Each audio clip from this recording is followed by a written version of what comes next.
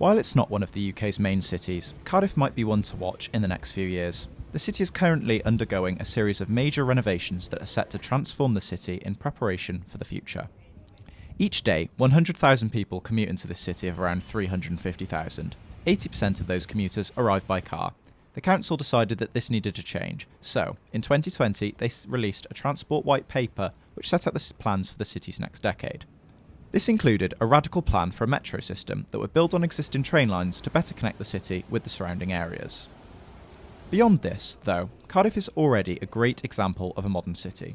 A large portion of the city centre is totally pedestrianised and there are plenty of bike lanes and wide pavements. The city's main bus operator, Cardiff Bus, which is one of the last few in the country to be owned by the council, has even begun to replace diesel buses with cutting-edge electric ones, with the first having entered service back in late 2021.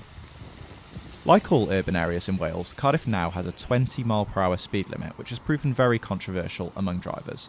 However, the lower speeds of passing cars does make it a lot more pleasant for pedestrians. The city exists as a fusion between new and old, with modern office buildings towering over Cardiff Castle, which has sat at the city's centre for nearly 1,000 years, in some form or another. Compared to some other cities, however, it's quite young. Settlements have existed here for hundreds of years, but just 200 years ago, Cardiff had a population of under 2,000. This was at a time where Plymouth, which now has a similarly sized population, had around 45,000 residents. Over the next 100 years, the city's population skyrocketed to over 160,000. Cardiff's century of massive growth was a result of it becoming one of the world's most important docks. By the 1830s, it was responsible for exporting half of the UK's iron.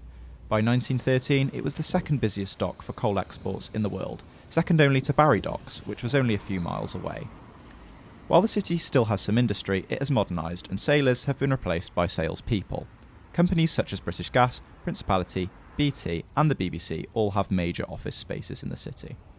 With a healthy job market, a thriving city centre and a quality of life ranked among the best in the country, Cardiff certainly has a lot going for it.